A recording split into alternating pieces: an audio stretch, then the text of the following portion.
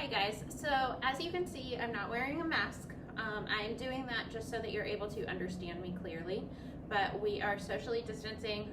Miss Abbott and I are going to take turns so that you're able to see both of us teaching and both of us demoing different information. But currently she's not in the room. We are just going to be switching back and forth so that we can still practice that social distancing. We didn't want to wear masks and then have to touch our face to take them off so that you could understand us. Also, with the new coronavirus information, we have to wear gloves. So you'll wash your hands and then put on gloves. In your in-home cooking, you won't have to do that, but in class, you'll have to wear gloves and you'll be wearing a mask, but you won't have to be recording yourself, so you won't have to worry about being easily understood. To get started with your recipe, I want to show you how to do mise en place. Mise en place, remember, means a place for everything or everything in its place. So I have portion cups or portion bowls set out for you to measure. So if you look, I have my eggs over here. They are already like measured. You don't have to measure eggs because we're using large eggs. That's what typical recipes are going to call for. And so I have those in there. For my other ingredients, I'm going to just follow along with the recipe and measure all of the different ingredients. So I'm going to start with butter, and your recipe is going to be a halved recipe. And so you'll just be following whatever is on your recipe. I'm doing a full recipe so that we have a little bit more cookies because it's Miss Abbott and I, and we both want to enjoy the cookies. So I have 2 sticks of butter. If you look at the sides of the butter, there are labels for you. 1 stick is a half a cup, so I'm doing a full cup, so I need 2 sticks, and they're already pre-measured. If you were to cut these, they do have tablespoons for you, and so you wouldn't have to like pack it into a measuring cup in order to get like a tablespoon. That would be a lot of work. So the companies that make the butter portion it out already for you. So I need a cup though, so I have 2 sticks that I'm gonna put right here. Then I'm gonna show you how to measure your flour. I have a big bowl for my flour because I know that the flour is not gonna fit in one of these little bowls. If you don't have enough bowls in your home, that's okay. I just want you to practice mise en place, so maybe see if you could get some plastic cups that you could just wash out, or find some other way. You could even use like a teacup or something to separate it out. It's just to help you get everything organized and so that you aren't like running back and forth trying to get everything, and so you don't have missing ingredients for your recipe either. Okay, so for my flour, what I'm going to do, you need to sift flour. Flour typically comes pre-sifted, but with baking, you want to also make sure that you're sifting it so that you're getting accurate measurements. It does take a little bit of time, and you may not notice too much of a difference in home cooking, but if you were to cook in a restaurant and say double or triple or quadruple a recipe, if you are adding extra flour because you're not sifting it properly, you could end up with some major issues. Your cookies that we're making could end up more like biscuits, and that would not be very good. So to sift your flour, you're gonna take your measuring cup, and I have wax paper on my countertop to keep my countertop clean, and so that if I spill any ingredients, I can put it back in the container. So it's keeping my area clean and keeping me from wasting ingredients. So I'm gonna set my measuring cup down, and then I have some flour, and I'm gonna take a spoon and I'm going to use that to scoop my flour. So I'm gonna take it and scoop it over my measuring cup, and then to sift, you're just gonna take it and hit the side of it. It does take a little bit of time, but it's really helpful in order to get accurate measurements.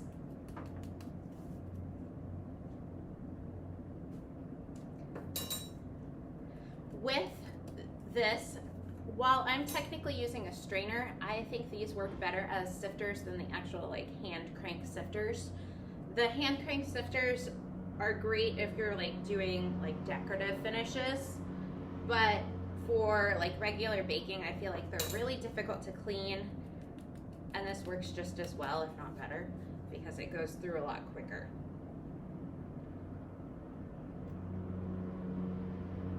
So this is time consuming. I'm going to speed this up in the video for you so that you are able to see what we're doing, but you don't have to watch the whole thing.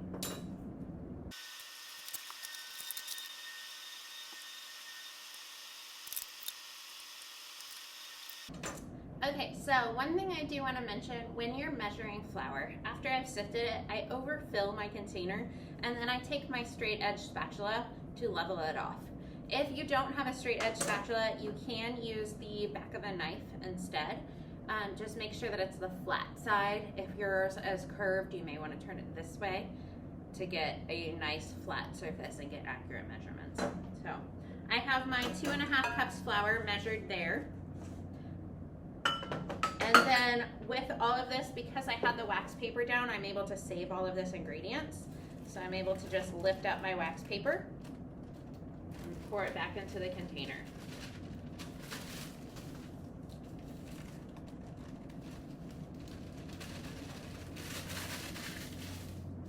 So I have my flour measured.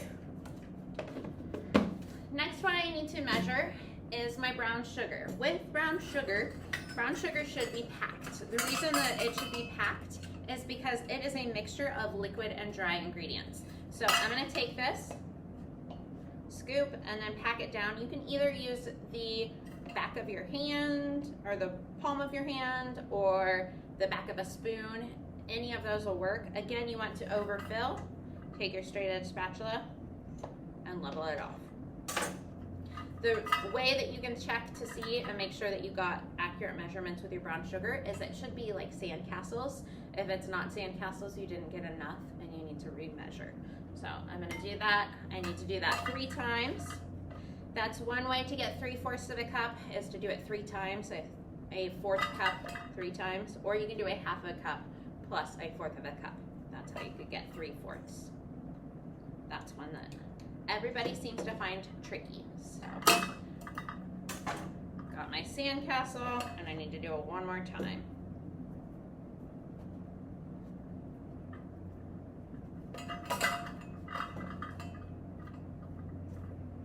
So pack, overfill, level off.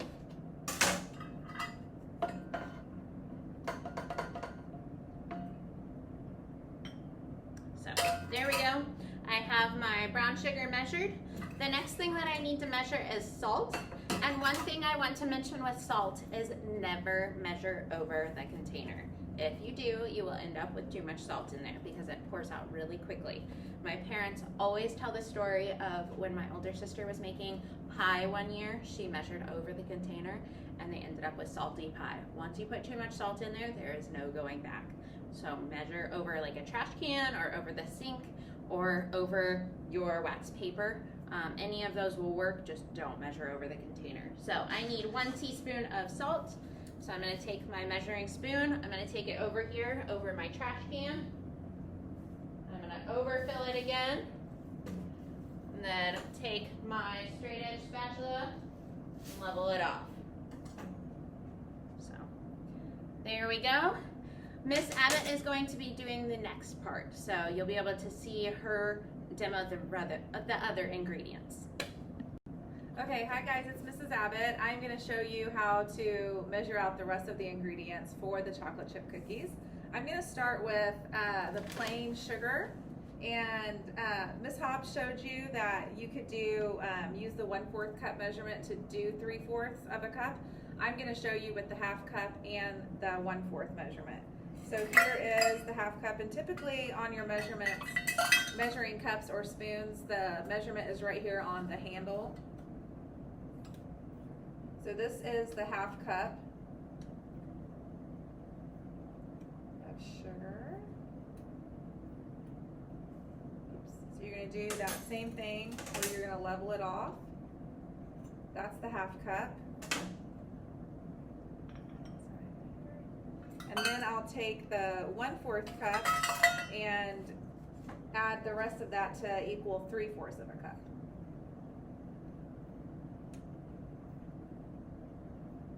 So measurements is where our math students will shine.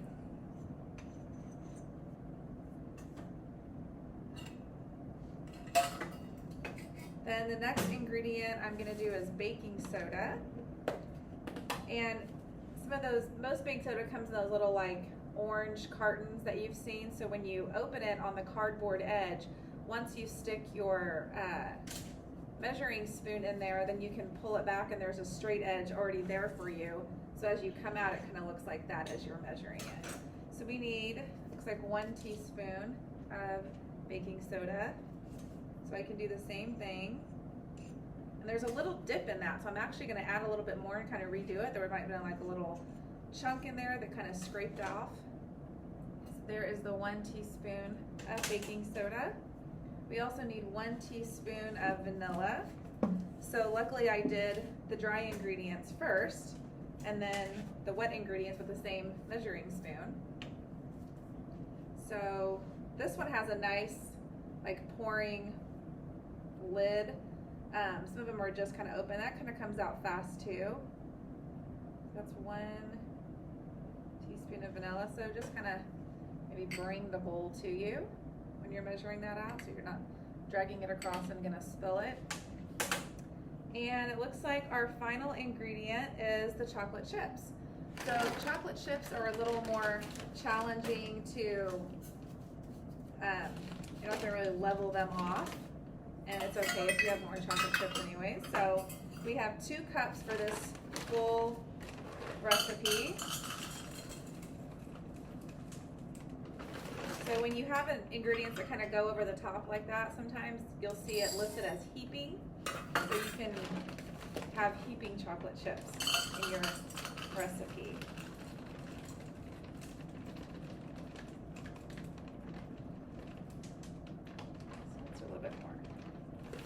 So Miss Hobbs is gonna come back and we're gonna start putting these ingredients together for you.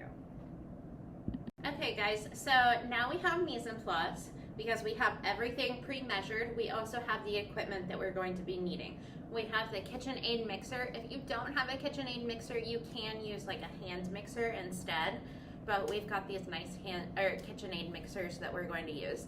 With this, I'm going to attach the paddle attachment. This is what's gonna mix it the best. So I have the paddle attachment that I will slide on to my KitchenAid. So that's on there. And then I can start following the steps of the recipe since I have everything measured according to mise en place. Typically in the kitchens, we have you check mise en place with us because I've been able to save some recipes before where somebody might have measured 1 cup salt instead of 1 teaspoon salt. If you put a cup of salt in there, it would have been terrible. So that's why we do mise en place, so that we're making sure everything is measured accurately and so that you don't have any mishaps where you have to throw out a whole bunch of food. So I'm gonna start with my different steps on my recipe. So first step is to preheat the oven to 375. I have my oven over behind the screen where you can't see it, but I have it preheating to 375 so that I'm able to put my cookies in there as soon as they're ready to go. So then step 2 says with an electric mixer, beat together the butter and sugars until well combined. So I have my 2 different types of sugars. When it says sugars plural, it's typically meaning your brown sugar and your white sugar. So I have both of those, and then I'm gonna take my butter. You typically want the butter to be a little bit soft, so I've let this get to room temperature so that it's soft enough to mix. Otherwise, it's really difficult to get it to mix together really well. So if you have it like fresh out of the refrigerator, you can put it in the microwave for like 10 seconds, or you can take like and set it on your stovetop as your oven's preheating, and it'll warm it up that way too. So I'm gonna take my butter, put my 2 different sticks in there.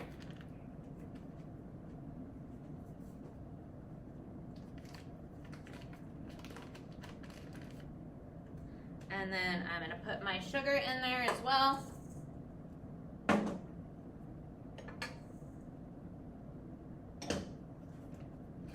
The great thing about mise en place is you can clean as you go. So if you noticed, my countertop was cleared off with of all the ingredients because I'd already had them measured. I don't need them anymore. I'm also able to continue to wash my dishes as I go, so it makes it really easy that there's not a lot of cleanup towards the end. And it has a little bit more work at the beginning, more prep at the beginning, but it makes the whole process a whole lot easier. So I have my butter and sugars in there, my wrappers are in the trash, and I'm ready to get this started. So this locks into place, and I'm just going to mix it. Typically a recipe will say cream until, or mix, it'll say cream mixture. And when it says cream mixture, it means mix the butters and sugars until they're like one solid consistency. You're adding air to make the texture of the cookies better. So I'm gonna turn this on and mix it until it's like well combined, or cream the mixture.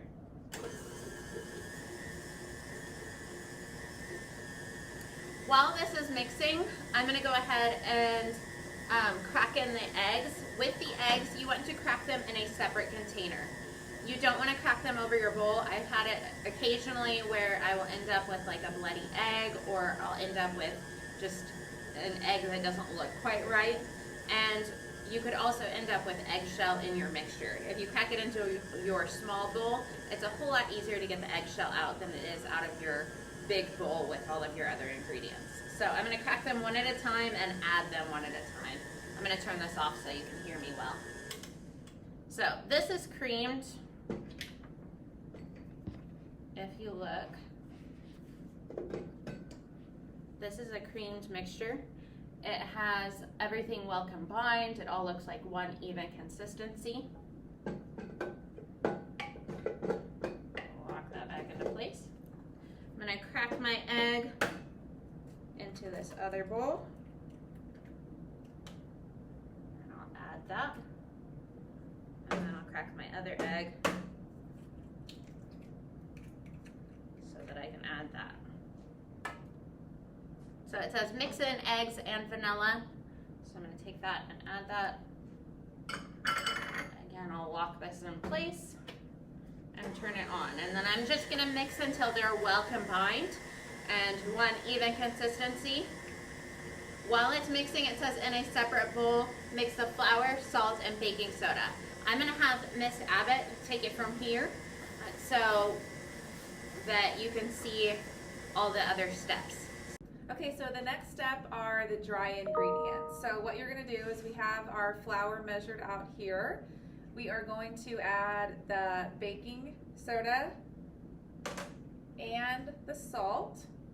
And you can either whisk this together with a whisk. If you don't have a whisk at home, you can use a fork.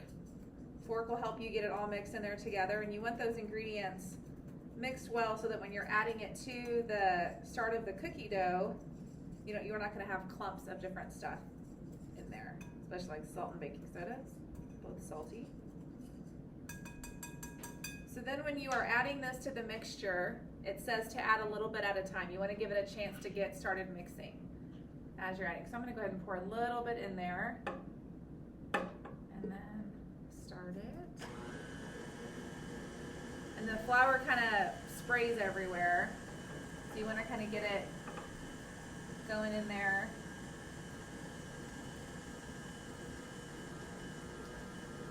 And as it gets mixed more, you see more of the cookie dough starting to form.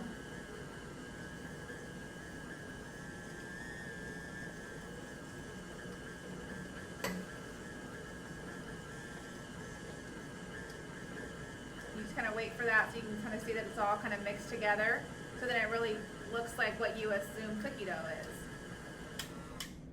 Then the last step of mixing is adding the chocolate chips. So you can kind of just dump those in there. Get those mixed up. Now, you probably have to take like a little bit slower. Sometimes I like to take like a spatula or something to kind of get in there and move it around. I can kind of, because it kind of gets stuck on the paddle. You can kind of get it out of there so that way you can get it really mixed up well. Because it has like those gaps and spaces in there. And if you kind of get it moved around, thin, you can get it to start mixing up a little bit better. You kind of hear it shaking up the whole world there, like little earthquakes, because of those big chunks of chocolate chips in there. So then you want to kind of get it out of those little crevices, which will probably still have some on there. That's okay.